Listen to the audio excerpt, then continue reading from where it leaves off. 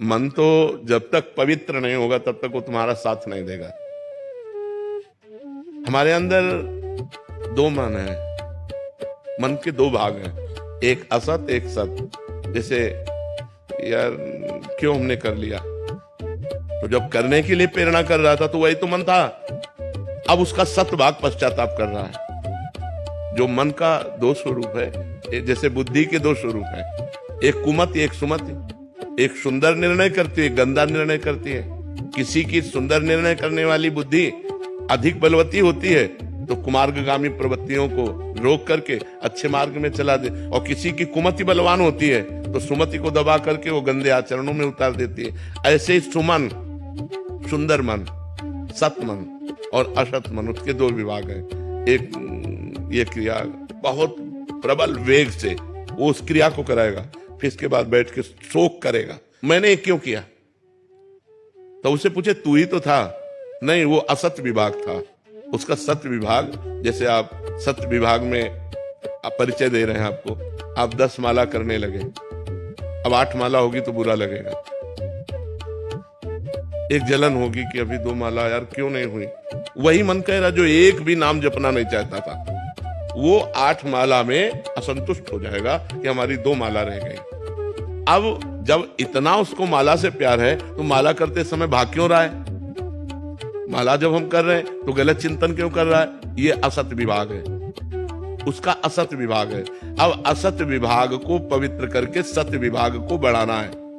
तो जैसे जैसे आप नाम जप करते जाते हैं, गंदी गंदी बातें उससे निकलती जाती हैं, गंदे संस्कार उसके नष्ट होते हैं, वो आपका सत्य विभाग बढ़ने लगता है। और जब पूरा मन सत हो गया तो भगवत प्राप्ति हो गई।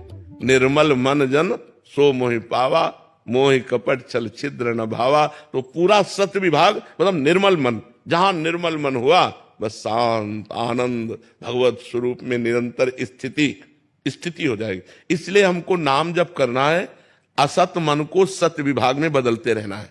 वो असत जा रहा है, हमें कोई उपेक्षा कर दो उसकी, वो नष्ट हो जाएगा।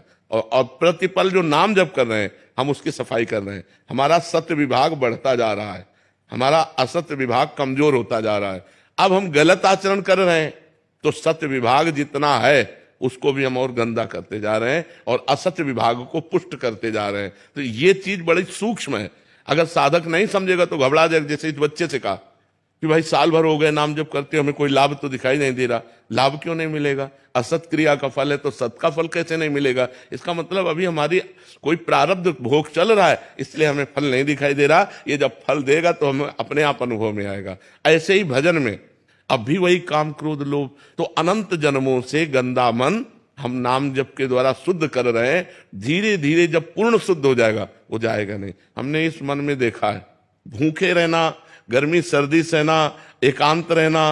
अब जब नौजवान स्थिति थी 18-20 की, उसी मन को आज देखते हैं कि हर भोग सामग्री है संसारिक, लेकिन मन नहीं है। अब वो भोगने वाला मन नहीं बचा। तो आज जो हमारे मन की स्थिति है, इसी मन को हमने कल देखा है और कल से आज तक की यात्रा की है, उसको देखा है। इसीलिए कहते चुप रहना, धैर्य धारण करना, धीरे धीरे ठीक हो जाएगा। धीरे धीरे ठीक। यदि हम गलत कर बैठे तो उसे रास्ता मिल जाएगा।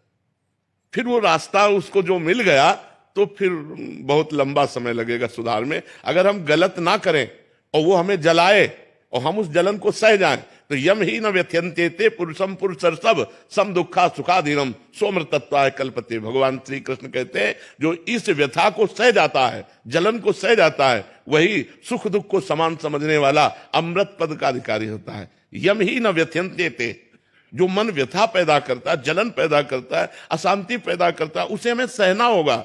और सहना लोग सीखा नहीं, मन में जो आया सो कर बैठे, तो फिर कैसे साधना बनेगी। चूक नहीं करने का। हाँ, चूक नहीं करने का। अगर चूक नहीं की तो धीरे धीरे आप ऊंचाई की तरफ बढ़ने लगेंगे, अच्छाई की तरफ बढ़ने लगेंगे और एक दिन मन शांत हो जाएगा। जब